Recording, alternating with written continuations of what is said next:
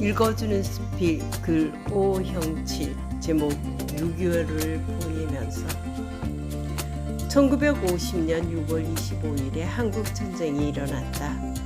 6.25 전쟁을 직접 겪지 않았다. 김해는 붉은 군대가 점령하지 못했기 때문이다.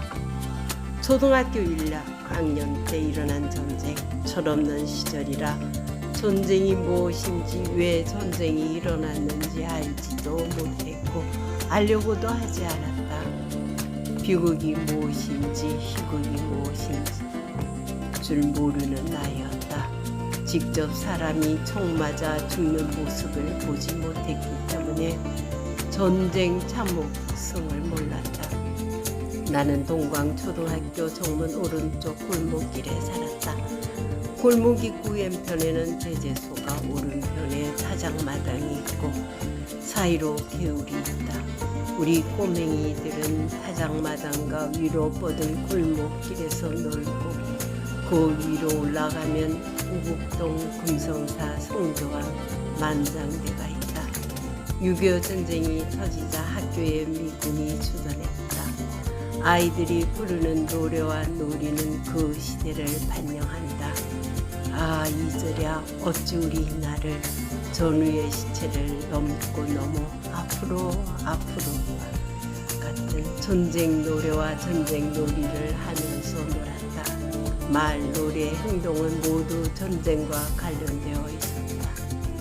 우리 집 아래 두레박 양동이 등을 만드는 땜집이 있었다. 거기서 동네 형이 색깔을 만들어 나눠줬다. 어두운 밤 학교 정문 앞에 미군이 고초를 섰다. 훤하게 밝은 그곳은 우리 놀이터였다. 학교 길과 골목 사이에 철조망을 서놓았는데 거기서 놀다가 오른발 엄지와 중지 사이에 철조망이 걸려 5cm 정도 찢어졌다. 피가 낭자했지만 엄마한테 이야기하지 못했고 혼자 끙끙 앓았다. 지금도 그 상처가 남아있다. 아침에 미군들이 부르는 노래를 듣고 잠을 깼다. 미군이 버린 깡통등을 갖고 놀았다. 학교 뒤 연기가 스멀스멀 올라오는 쓰레기 소각장에서 쓰레기 더미를 뒤졌다. 요즘 유튜브로 여행 프로그램을 많이 본다. 인도, 파키스탄, 방글라데시 등이다. 놀라운 사실을 발견했다. 세상에 내가 살았던 시절과 같이 구글하는 아이를 많이 보았다. 21세기에 70년 전 한국과 같은 삶을 산다는 말인가. 격세지감을 느낀다. 조물아기들은 초등학교 입구에 서 있는 보초병에게 구걸했다. 헬로 주인검, 헬로 주인검. 그러면 보초병은 껌과 과자를 호응해 부렸다. 우리는 하나라도 더 줬기 위해 머리를 조아렸다.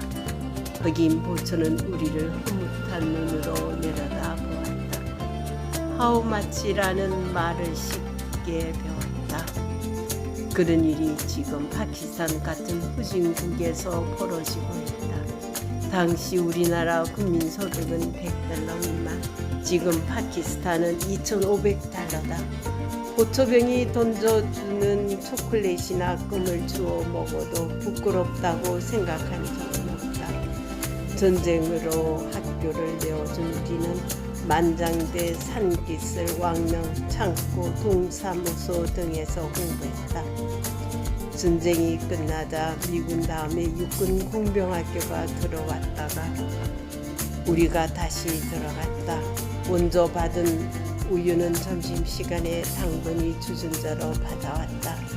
학교 마당에서 끓인 우유를 받아 먹기 위해 컵을 가방에 매달고 학교에 갔다. 미국 구제품도 몇 번이나 받았다. 나일론 셔츠와 커피를 처음 맛보았다. 해충 없는 아이가 없었다. 먼저 받은 중제를 여러 번 받아 먹었다. 학교에서 교탁 앞에 일일이 나오게 하여 먹게 했는데 조금 있으니 온 세상이 노랗게 보였다. 전쟁이 터지고 몇 달이 지나자 북에서 피난민들이 밀물처럼 밀려들었고 저녁밥을 얻으러 오는 거지가 많았다. 캄캄한 밤 하늘에 유탄이 포물선을 그리며 날아갔다. 학교 앞길에 미군들이 행군하는 모습과 타작마당에 총탄 흔적이 있는 트럭 몇 대를 보았다. 만일 유엔군이 한국에 오지 않았다면 우리는 적화되어 지금 북한처럼 땡땡 장군을 만세를 외치며 살 것이 분명하다. 이 모든 일이 한낱 추억으로 기억하기에 너무 깊은 상처를 남겼다. 전쟁으로 수많은 사람이 죽고 나라가 잿더미가 되었다. 전쟁은 김일성이 남한을 집어삼키겠다는 이야기 없었다라면 일어나지 않았다. 전쟁이 터지고 1년이 지나자 한국군, 미군, 피난민, 거지, 상인 군인들이 거리에 넘치고 시장에는 군수품이 나돌았다. 공비일톱을 한다며 무정한 소방대원이 트럭을 타고 지리산으로 떠나는 광경도 봤다. 기미의 군복을 입지 않은 군인을 우리는 막바지 부대라고 했다.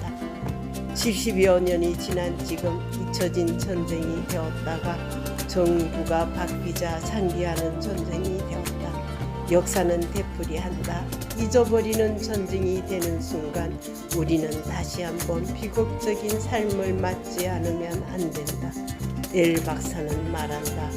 평화를 원한다면 전쟁을 준비하라라는 역설적인 말을 기억하기 바란다. 세계 최강국인 미국을 누가 침공하겠는가?